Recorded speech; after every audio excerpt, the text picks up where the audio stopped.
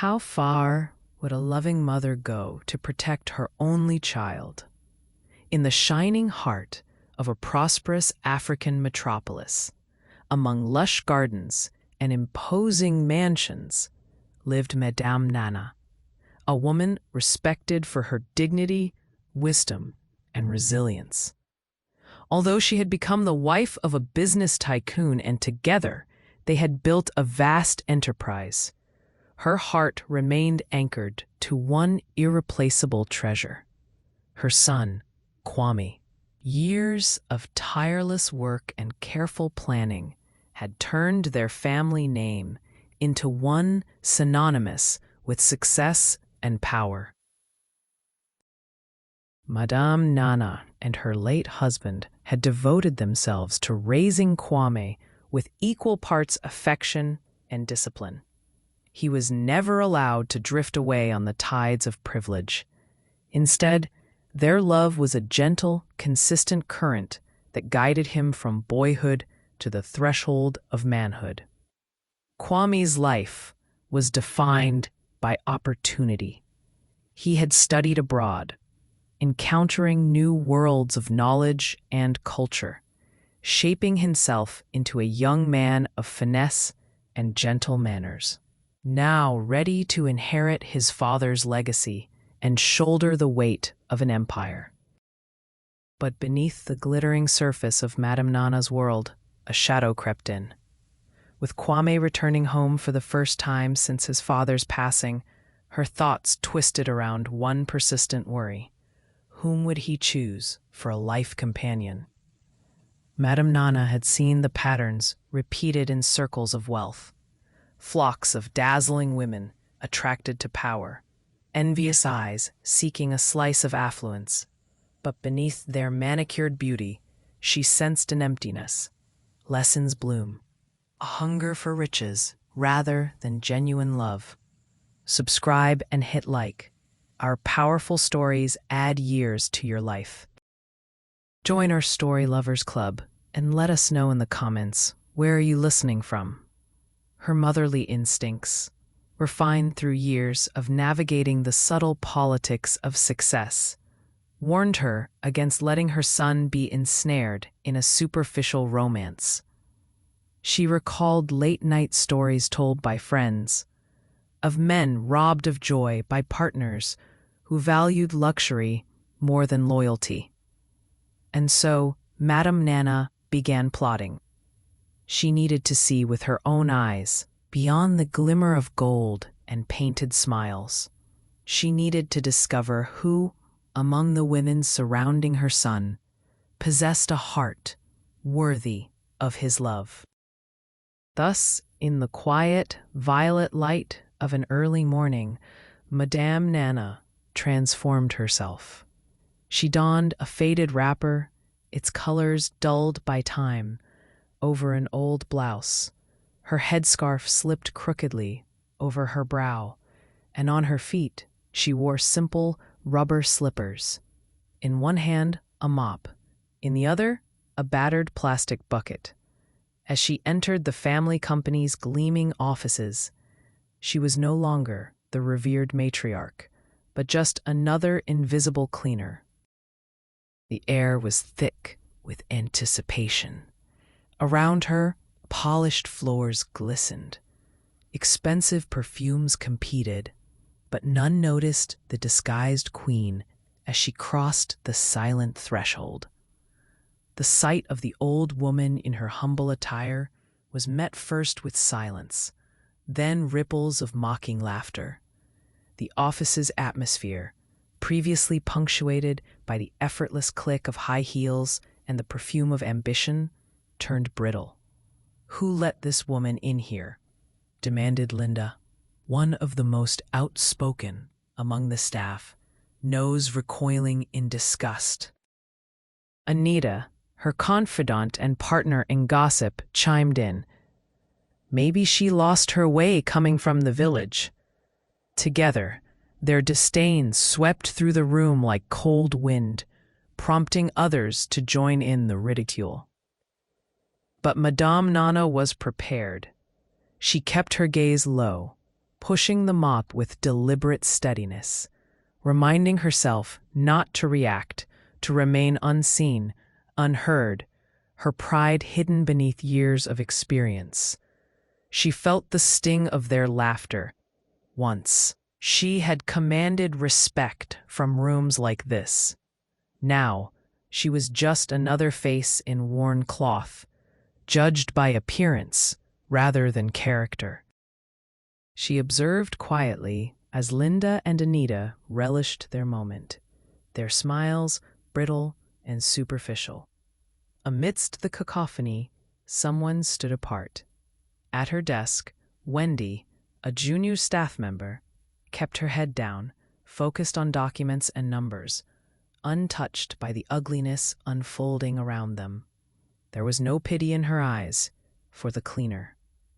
Only simple human respect, the kind so rare and precious among strangers. Madame Nana noted this with interest, sensing the stirrings of something different, something genuine. Perhaps, she thought, this girl would be worth watching. The subtle decency of her actions spoke volumes louder than mockery or shallow kindness. By the next sunrise, office life resumed its predictable rhythm. Perfumes hovered in the air, laughter floated through corridors, and high heels marked the passage of ambition. Madame Nana, unchanged in faded clothes and aching body, worked quietly near the hallway. She steeled herself against exhaustion, a physical pain that paled in comparison to the emotional weight she bore, knowing everything here was a facade. She was determined to see her plan through, whatever the cost. Just as Madame Nana reached down for her mop, a sharp, commanding voice shattered her concentration. "Old woman, you missed a spot." It was Anita once again, standing with Linda, their arms folded, eyes sparkling with amusement. Their sneers held no concealment. "Did you not hear her, or are you deaf?" Linda added with a smirk. Madame Nana swallowed her pride, ignoring the provocation as she tried to resume her cleaning. But Anita pressed further, her laughter growing louder. Suddenly, Anita shoved Madame Nana, sending her frail body sprawling. Her hands failed to catch her, and she hit the cold tiles with a painful thud. The laughter erupted all around, cruel and shrill, as other women watched with satisfaction. Remarks flew. "She's so slow, maybe she needs a walking stick." Another joked, nudging her friend with an elbow. Embarrassed and bruised, Madame Nana struggled to rise, her trembling hands clutching the wet floor, the scent of sweat and old soap rising from her worn clothes. In this moment of humiliation, not a single person moved to help, except for Wendy. Unprompted, Wendy quickly walked over, kneeling beside Madame Nana and gripping her arm with surprising strength. "Are you okay, Mama?" she asked softly, her tone layered with concern and respect. The other office workers exchanged amused glances and derisive comments, but Wendy ignored them all, choosing instead to focus on Madame Nana's well-being. She picked up the cleaning rag, squeezed out the excess water, and gently handed it to the older woman. As Madame Nana accepted the wet cloth, tears stung her eyes, not from pain, but from the unexpected tenderness that Wendy offered. It had been years, maybe decades, since anyone addressed her as Mama with authentic warmth. Since her husband's passing, she had endured loneliness and grief behind closed doors, hiding her vulnerability beneath the armor of business. This moment of genuine kindness, offered by a stranger, prickled her soul in ways the ridicule could not. Wendy's simple actions had begun to shift something inside Madame Nana. She saw not just decency, but strength, the kind that withstands peer pressure, the courage to stand apart from cruelty. As Anita and Linda returned to their desks, giggling and reapplying lipstick, Madame Nana found comfort in the quiet presence of Wendy. She realized her plan might uncover more than just a worthy daughter-in-law. It might reveal the rare gold of humanity that wealth alone cannot buy. The next morning, Madame Nana continued her routine, feeling the accumulated aches in her joints, but determined to persevere. The office was lively, alive with gossip and bright colors. Women discussing the latest drama with exaggerated laughter. This day, however, was special. Madame Nana had spent hours the previous night preparing a traditional dish, a meal that spoke quietly of heritage and family. Groundnut soup with fufu, rich with peanut paste and fragrant spices, made the way her ancestors taught her.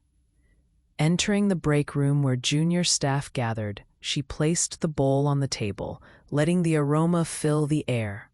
With deliberate slowness, she served herself and began to eat, every movement exuding humility and the pride of simple pleasures. Almost immediately, Linda, Anita, and their clique wandered in, their perfectly styled hair and designer nails contrasting with the cleaner hunched over her modest bowl. "What's that smell?" Linda complained, her nose wrinkled in contempt. Anita peered at the meal, her lips curled with distaste. "Cleaner food," she said loudly, earning the laughter of her friends. They mocked Madame Nana, dismissed her meal as local, oblivious to the layers of history and love behind it. Unfazed, Madame Nana continued to eat, pretending not to hear. Moments later, Wendy entered, her steps light but sure, holding her lunchbox, a simple meal of jollof rice, neither extravagant nor concerned with appearances.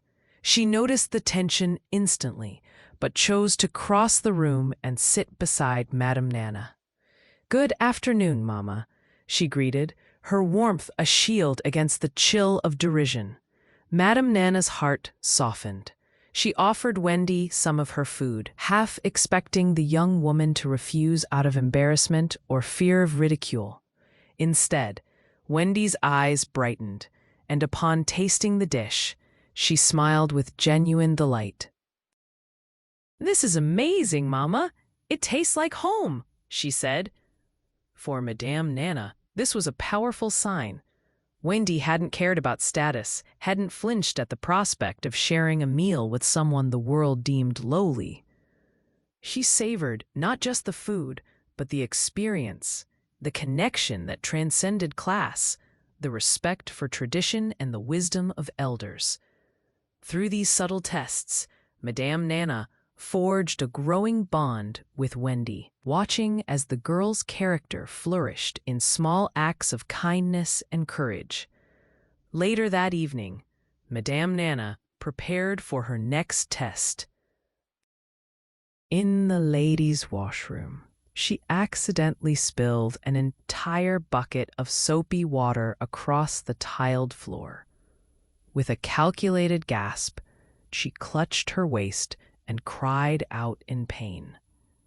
Anita and her clique arrived almost at once, faces twisted in amusement at the spectacle. Their voices dripped with sarcasm. "Oh no, the poor old woman fell again," Anita mocked, barely concealing her glee, while Linda said, "She's too old for this. She should just quit." Madame Nana, feigning distress, pleaded for help. "Please, someone help me." But Anita's arms remained folded, her voice haughty. "We're not cleaners," she declared. "It's not our job." Laughter filled the room. It was then that Wendy walked in. For a brief moment, the space was suspended in silence. She surveyed the scene. Madame Nana groaning on the slippery floor, surrounded by giggling women, refusing to lift a finger. Would Wendy shrink away, fearing humiliation by association? Would she overlook the suffering of another to preserve her own dignity? Without hesitation, Wendy knelt beside Madame Nana. "Are you okay, Mama?" Her words cut through the room's cruelty. Ignoring the jeers and stares, Wendy dipped her handkerchief in clean water and gently wiped Madame Nana's brow, then began cleaning the spill herself. Anita hissed at Wendy, incredulous. "She's not your mother." But Wendy paid them no mind, focusing wholly on her task. When the floor was safe, Wendy helped Madame Nana to her feet and guided her to a chair. For Madame Nana, the moment swelled with emotion. She had been tested, humiliated, ignored. But here was a girl who wasn't afraid to stand apart. Wendy's compassion wasn't performative. It was woven from the threads of empathy and strength. Madame Nana knew, deep in her heart, that Wendy had passed the most crucial test so far. That night, long after the city's hum faded beneath the velvet dark, Madame Nana sat in her private chamber, lost in troubled reflection. The lamp on her desk cast elongated shadows, dancing across account books and family photos. A young Kwame, all wide eyes and bright promise, herself and her late husband, hands entwined in better times. The day's events replayed in her mind, not the stings of ridicule, but the shining constancy of Wendy's quiet strength. The contrast between Wendy and the other women was growing ever clearer, painting the edges of Madame Nana's plan with new urgency. At the core of her worries lingered something more than her son's future. She thought of the legacy left by her husband, the hard-fought stability carved from decades of struggle. All her life, she'd watched people drawn to money like moths to flame. Some sincere, many predatory. Each careless laugh, each glinting manicure and unkind word from Linda and Anita reminded her of vultures circling estates, and she shuddered at the thought of Kwame entrusting his dreams and fortune to someone with a heart as shallow as their smiles. She pondered Wendy's future, too. She saw in Wendy not only modesty and respect, but the potential of a young woman unburdened by greed or artifice. Wendy's eyes shone with determination and intelligence, qualities that would, in the right hands, blossom into wisdom. And how often, wondered Madame Nana, are good hearts overlooked simply because they don't shine with the luster of gold? Madame Nana's plan, the masquerade among her own staff, the deliberate humiliation, was her way to pierce through layers of societal performance, to see what truly resided inside. As dawn threatened the horizon with blushes of pink and orange, Madame Nana made a silent vow she would intensify her tests. Madame Nana made a silent vow, truthfully gave her tests, and woke up warm and beautiful, making the circumstances even more challenging for both herself and the staff. She wanted to be certain, absolutely certain, that whoever took Kwame's hand would do so for love, empathy, and unshakable principles. There was little sleep for Madame Nana that night. Her thoughts were 1,000 racing horses, galloping toward the uncertainty of tomorrow. Beneath it all, a single hope quietly pulsed, that in the end, honesty and kindness would reveal themselves stronger than the lure of privilege. It was a hope she cradled like a fragile bird, determined not to let it slip away. Several weeks passed, each day a crucible in which characters were forged or found wanting.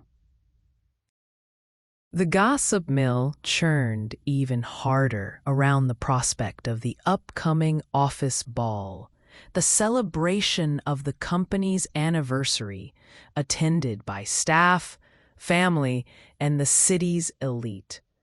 To Madame Nana, it was the perfect setting for her final test.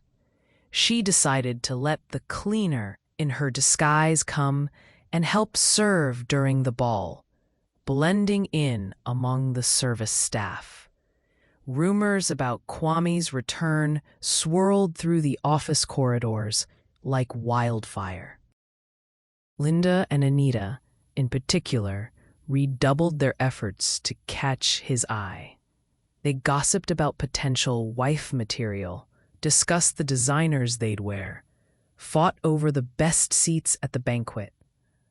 None suspected that, behind the poor woman's headscarf and tired face, the matriarch herself watched, weighing every word and deed with piercing discernment. On the evening of the ball, the corporate headquarters gleamed like a palace. Gold ribbons hung from chandeliers. Music sparkled in every corner. Linda, Anita, and their friends arrived in breathtaking fashion, draped in sparkling gowns, layers of makeup, heels that tapped with restless anticipation. Wendy, on the other hand, wore a simple yet elegant dress, tasteful, unassuming, a reflection of her inner grace. As waitstaff hustled to distribute drinks and delicate canapes, Madame Nana busied herself among them, observing. When Kwame entered, tall in a tailored suit and glowing with the easy confidence of someone who'd seen the world, heads turned. He scanned the crowd, polite smile firmly in place, as distant relatives and business associates clustered around to congratulate him. Madame Nana watched as Linda tried to seize her moment, her laughter a touch too loud, questions laced with flattery. Anita followed close, each compliment more extravagant than the last, but Kwame's responses stayed courteous, if a little distant. Then the matriarch noticed a quiet scene unfold. Wendy, standing at the edge, stepped forward, not for attention, but to offer Kwame a plate of food. No affectation, only the simple thoughtfulness that marked her every action. Their eyes met, and a peaceful, natural smile blossomed between them. Though hidden by her disguise, Madame Nana's lips curled in satisfaction. The night was still young, but the final act was set. After the dinner, as music soared and laughter echoed beneath marble columns, Madame Nana noticed subtle tensions rising among the women. Linda, feeling sidelined, veered toward Wendy with a glass of punch in her hand and mischief flickering in her eyes. "Careful not to spill anything," she said, voice edged with sneer, loudly enough for nearby guests to overhear. The glint in Anita's gaze promised trouble. Madame Nana tensed as she watched from across the room, her fists clenching behind her back. She wanted to remain the impartial observer, to avoid intervening before her test had reached its peak. But the stakes were rising, and her heart hammered nervously beneath her costume. Intent on provoking a scene, Anita accidentally bumped her elbow into Wendy's plate, sending food cascading down Wendy's dress. Shock smothered the room. Heads twisted toward the commotion. Linda cackled, her laughter shrill against the backdrop of string music. "Oh dear, so clumsy. Maybe leave the serving to the professionals," she exclaimed. Every fiber of Madame Nana's being cried out to defend Wendy, but she held back, eyes glistening with tears of regret for the cruelty these women could wield. Everyone watched for Wendy's reaction. Would she retaliate, slip away in humiliation, or break down under the public scorn? Instead, with a composure beyond her years, Wendy smiled and excused herself as gracefully as she could. "It's only a dress," she said, her dignity undimmed by insult. She brushed off the mess, found her composure, and quickly aided the other waitstaff to clean up the spill, never once looking for pity or vengeance. In that poised moment, she shone brighter than any crystal chandelier in the hall. Kwame noticed, and from across the room, pride sparkled in his eyes. Madame Nana, though still silent, felt the last of her doubts dissolve. Here was courage, not headline-grabbing or vengeful, but gentle, enduring, and quietly defiant. It was a simple but powerful act, the sort of human strength impossible to fake. As the incident faded, guests remembered not the stain on Wendy's dress, but the unyielding grace with which she bore it. After the ball, when crowds thinned and quiet blanketed the halls, Madame Nana retreated to her office, still disguised, to catch her breath. She did not expect Wendy would come searching for her, but the gentle rap on the door broke her reveries. "May I come in, Mama?" Wendy asked hesitantly, her hair slightly mussed, the stain on her dress only half faded. Madame Nana, heart beating fast, waved her in. They talked quietly, a real conversation, away from mocking eyes and company politics. Wendy never spoke ill of Anita or Linda, choosing instead to share small memories of her family, her dreams, her fears of never being enough amid a world obsessed with appearance and status. She confessed that some nights she considered quitting, but something always pulled her back. The hope, fragile but insistent, that true worth wasn't determined by titles or the story of her own journey, her struggles, her battles for dignity, the loneliness of widowhood, echoed in Wendy's confessions. With mounting certainty, she realized her son needed someone like this, a spirit both kind and unbreakable. A week after the ball, Madame Nana arranged a company-wide meeting, calling in every staff member. Her son Kwame, now curious about the rumors of strange happenings, sat beside her on the dais. The entire office buzzed with speculation. What would be announced now? Linda and Anita flashed nervous smiles, still counting themselves the most likely to secure favor with the family. When the room filled, Madame Nana stood to speak, her usual regal bearing now completely restored, her disguise cast off. Gasps of shock rippled through the crowd as realization dawned. "Yes, I was the one cleaning your floors," she began, voice low but full of authority. "I watched not your faces, but your hearts. I saw who you are when you believe no one of importance is watching." Her words fell like some of you proved yourselves generous, respectful, considerate of others, no matter their station. Others revealed something much less admirable. Her gaze lingered on Linda and Anita, who squirmed, fidgeting in their seats like children caught stealing from the kitchen. She called Wendy to stand beside her. Facing all assembled, Madame Nana let her voice soften. "Wendy, you showed a heart full of courage, redemptive humility, and kindness, qualities worth far more than pearls or diamonds. If my son is wise, he will seek not only beauty in a woman, but substance." "You have both." Kwame, surprised but deeply moved, stood and gently took Wendy's hand. The crowd murmured their blessings, and Madame Nana took comfort in the peace that warmed her from within. Her tests were over. The right choice, at last, was clear. As the shock of Madame Nana's revelation swept through the room, the atmosphere shifted dramatically. Some staff members glanced nervously at one another, recalling every careless word, every sneer and side-eye they had thrown the cleaner's way.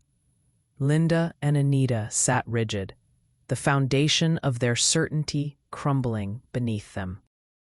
They realized, perhaps for the first time, how exposed their true selves were when the veil of social hierarchy was lifted. Madame Nana's words echoed far beyond the company's walls. Employees whispered in hallways, families discussed the story over evening meals, and even competitors in the business world found themselves intrigued by the rumor that the company's matriarch had posed as a humble cleaner. Some saw it as an eccentric display of authority, others as an act of wisdom and foresight. But those who knew Madame Nana best recognized something more personal, a mother's devotion and an unwavering quest for authenticity. For the first time, Linda and Anita tasted what it was like to be outsiders, feeling the heat of judgment from those who once watched them with envy. They tried to regain their composure, to feign innocence, but the damage was done. Their ambitions, which had soared on wings of vanity, came crashing down in the face of the matriarch's unvarnished truth. They muttered apologies, hoping their regret would be enough to salvage their reputations. But Madame Nana was unmoved by empty words. Amidst the swirl of gossip and regret, Wendy stood quietly, her face reflecting both humility and surprise. Unlike Linda and Anita, she hadn't competed for the matriarch's affections or positioned herself for social ascent. Her kindness had been spontaneous, her respect for humanity unwavering. Now, as the truth emerged, colleagues approached her with newfound respect, their past judgments softening in the warm wash of her gentle character. Outside the company walls, the story sowed seeds of transformation. Young professionals, inspired by Wendy's example, began to challenge the superficial measures of value that governed their own circles. Small groups started lunchtime initiatives to help cleaners and service staff, recognizing that real leadership began with compassion. Madame Nana's experiment had triggered a ripple effect, challenging the wider community to reconsider its most basic assumptions about dignity and belonging. But for Madame Nana, this was only the beginning.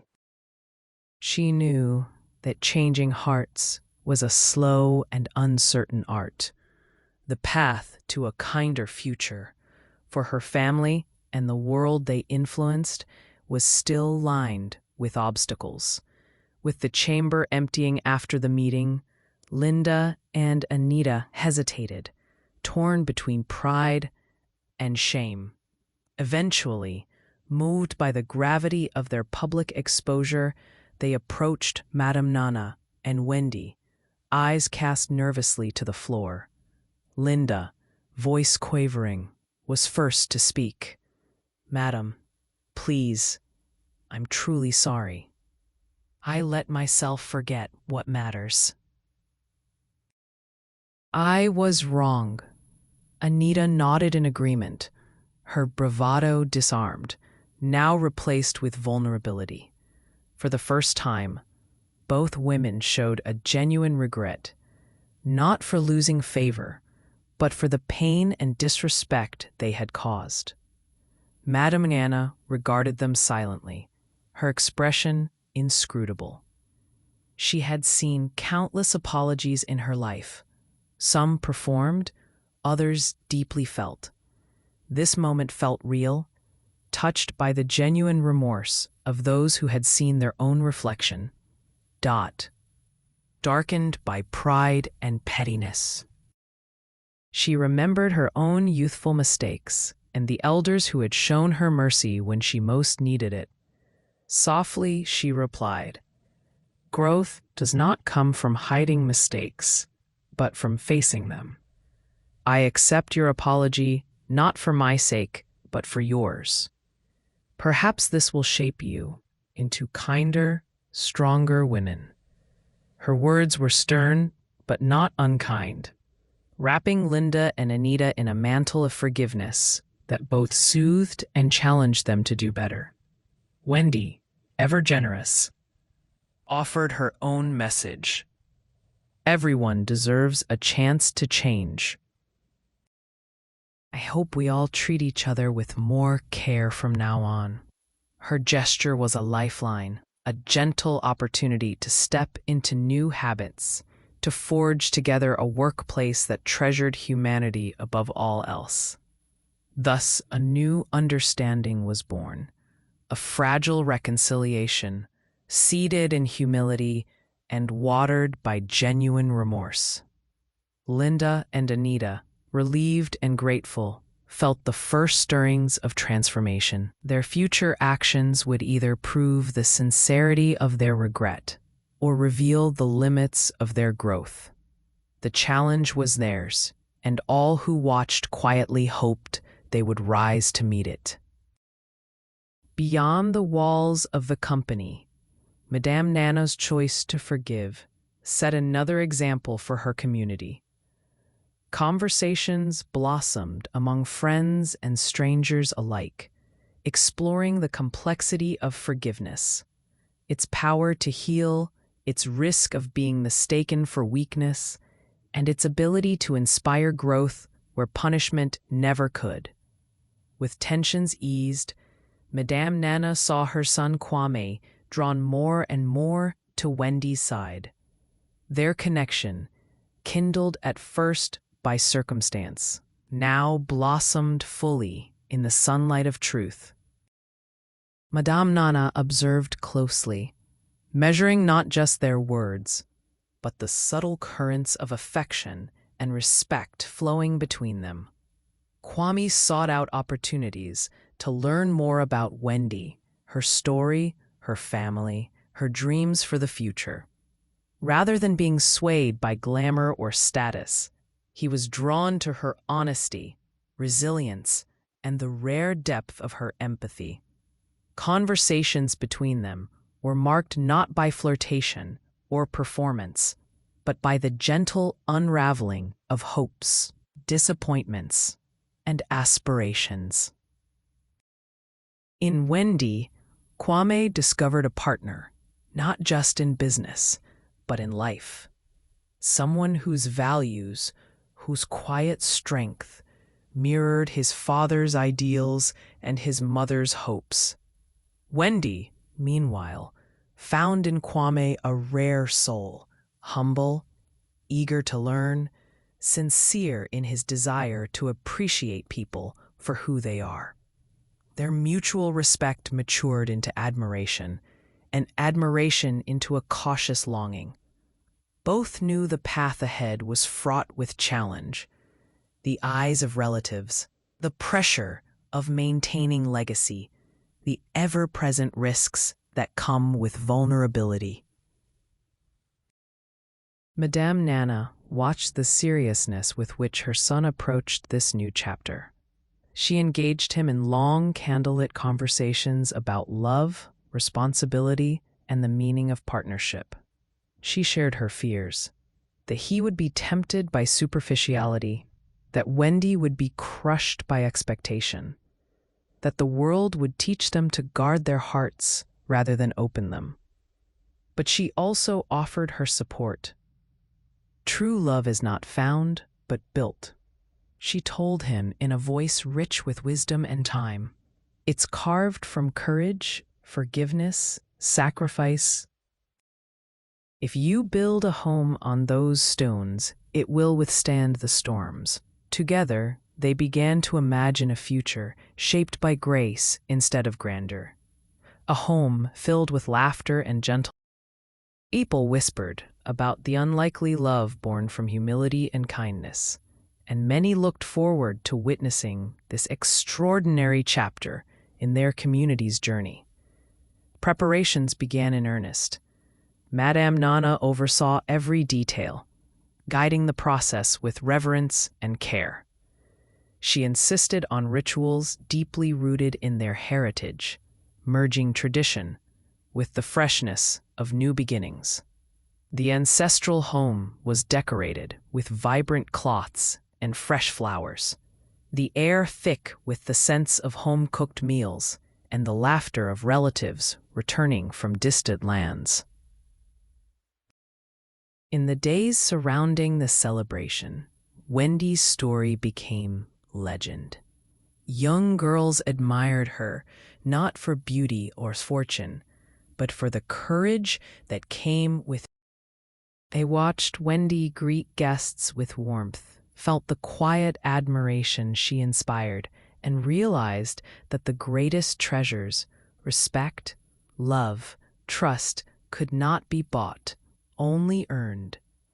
As Kwame and Wendy exchanged bows under a sky painted with stars, Madame Nana's eyes brimmed with tears of joy.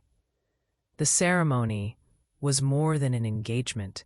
It was a celebration of values triumphing over vanity, of humility overcoming prejudice. Music soared, elders danced, children played at the edges of the crowd. Every note and movement, a testament to the power of transformation. Through Wendy and Kwame's love story, the circle of forgiveness and new possibility expanded, reaching hearts that had long hungered for hope. When the festivities quieted and the guests dispersed under the sweeping dawn, Madame Nana finally embraced Wendy, her arms trembling with a mixture of pride and relief. She looked into Wendy's eyes and saw the reflection of generations. Women who had fought for dignity, men who had sacrificed for stability, and now a couple who would shape the future with kindness as their compass. The business empire that Madame Nana and her husband had built together now faced an era of stewardship, not just of profit, but of principle. As she formally handed over the reins to Kwame and Wendy, she gathered the family for one last conversation, a circle of wisdom, tradition, and guidance. She spoke of the lessons hidden in hardship, the value of humility, the essential kindness that sustains communities through the most brutal winds of change. Her voice was tender and strong as she blessed the young couple. Let this home be a beacon, not only of wealth, but of love and mercy. Lead not with power, but with empathy. In a world quick to judge, be slow to condemn. Build together not only a legacy of gold, but of hearts changed, lives elevated, futures brightened. Wendy, overcome with emotion, and Kwame, grounded by his mother's legacy, accepted the charge with gratitude and humility. They vowed to honor her values in every decision, to make the company not only bigger, but better. Not only wealthier, but wiser. Employees who had once worked in fear now looked forward to days guided by respect and partnership. Customers and clients, once mere numbers, were reimagined as neighbors and friends.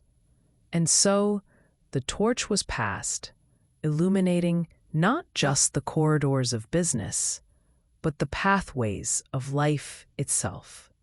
Madame Nana watched as the next generation stepped boldly into the sunlight, hearts ready, hands joined, prepared to weave a legacy that would nourish their community for years to come. With the transition of leadership complete, Wendy and Kwame wasted no time in reshaping the company's ethos. They held a series of open meetings, inviting every staff member, cleaners, clerks, managers, and executives alike, to share their experiences, hopes, and grievances. Gone were the days when voices were dismissed because of job title or social status. Instead, there blossomed a new culture where every perspective mattered, echoing Wendy's belief that wisdom often springs from the most unexpected places. Wendy introduced a mentorship program, pairing younger, active, often encouraging, and days when she carried on being the mother. Ambitious staff with seasoned veterans, including those who'd spent years working in the background, their insights ignored. At first, some were skeptical. Old habits die hard, and change can feel threatening. But gradually, trust grew. People found themselves learning not just technical skills, but the art of listening, empathy, and patience. The walls between departments began to crumble, replaced by a sense of common purpose. Kwame focused on business innovation, but always through the lens of community. He launched scholarship schemes and healthcare initiatives for employees' families. He encouraged suppliers and partners to adopt fair practices, prioritizing ethics over short-term gain. Every decision reflected the lessons learned from his mother's tests, that prosperity means little without compassion, and success is hollow unless it's shared. The company's reputation soared. Madame Nana, now enjoying her well-earned retirement, often visited the bustling headquarters. Watching her legacy thrive in new hands, she saw not merely growth, but transformation. A garden where seeds of kindness planted long ago had begun to bloom in abundance.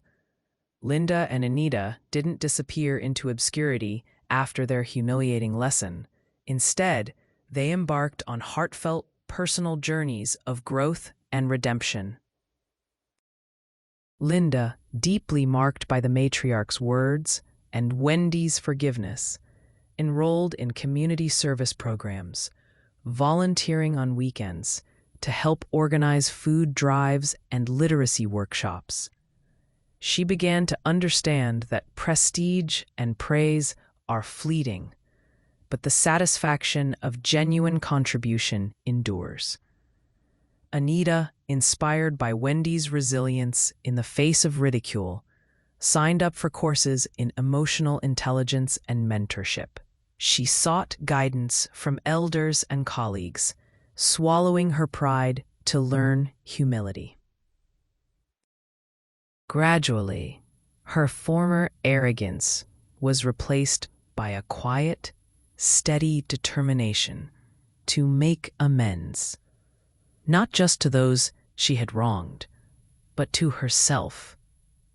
Both women, she encouraged their better angels, celebrated their progress, and reminded them, as she had been reminded herself, that life is best lived in pursuit of improvement, not perfection. She became not only their advocate, but their ally, showing that grace need not be reserved for the blameless. Through the growing bond among these former adversaries, the office matured into a place of second chances, a crucible of self-forgiveness and transformation. Madame Nana watched, her heart swelling each time she saw a smile exchanged between those who had once crossed swords with cruelty, but now forged links with empathy. The story of Madame Nana's test soon transcended the boundaries of company and community.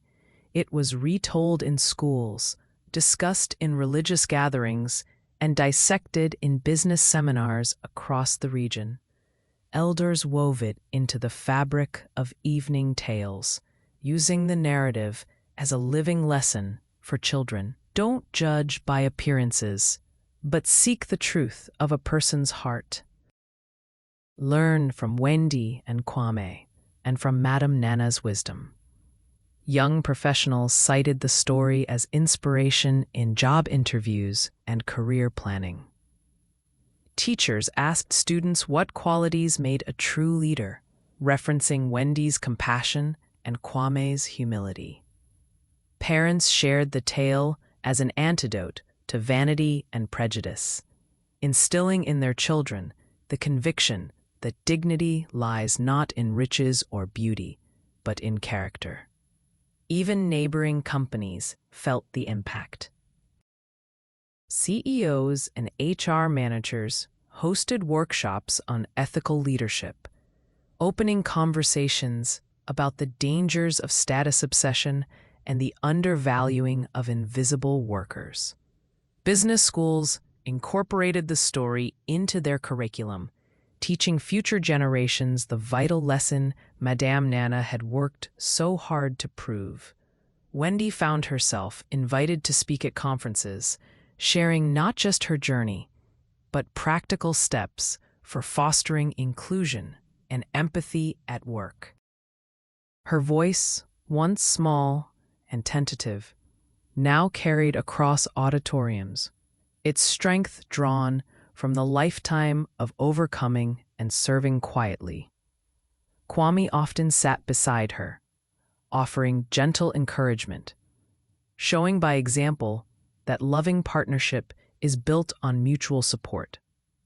Through the power of shared story, the world around them grew just a little softer, a little stronger, a little wiser. Madame Nana's legacy rippled far beyond business and family. It became woven into the very routine and promise of everyday life. Years passed, and the values born of Madame Nana's test endured. Wendy and Kwame became not only leaders in their company, but mentors and role models for their entire community. Their relationship weathered inevitable storms, not because adversity ceased, but because their foundation was built on trust, kindness, and shared purpose. The culture of their business slowly transformed neighboring enterprises. Employees knew that their dignity would be protected, that their voices would be heard. New policies codified respect as the standard, and in time their vision spread. Lessons bloom into a legacy, not the exception. Retirees were honored for their wisdom. Newcomers welcomed regardless of origin. Madame Nana herself was invited to speak at events honoring female leadership and mother's wisdom. She counseled that true power lies not in authority alone, but in the willingness to look beyond the veil of status. The real test, she told one audience, is not whom you impress when all eyes are watching, but whom you uplift when no one expects it. Linda and Anita, now respected members of the team, played crucial roles in sustaining the inclusive culture. Their evolution was a reminder to all that transformation is always possible, if only one is willing to face the truth, accept forgiveness, and choose compassion. Each year, the business celebrated an Empathy Day, inviting cleaners, cooks, administrators, and clients to share their stories. The day served as a living memorial to Madame Nana's test, ensuring that every new generation would remember leadership is not about being served, but about serving, and love is the greatest mechanic of change. As Madame Nana grew older, she spent more time in her garden, surrounded by the laughter of grandchildren, friends, and neighbors. The vibrance of her legacy unfurled across fields and boardrooms, carried in every act of kindness, every spark of dignity preserved in her wake. She watched Wendy and Kwame raise a family, children who learned from both stories and example that compassion and courage are the roots of greatness. The company continued to thrive, its success deeper than financial reports, richer than any trophy or title. It was founded and forever sustained on the golden promise that hearts matter most. Community celebrations became annual rites of renewal, honoring not just profit or achievement, but the simple, powerful act of seeing one another. Stories of Madame Nana's experiment passed from grandparent to grandchild, touching souls who might never meet the matriarch herself, but who knew her by the grace living around them.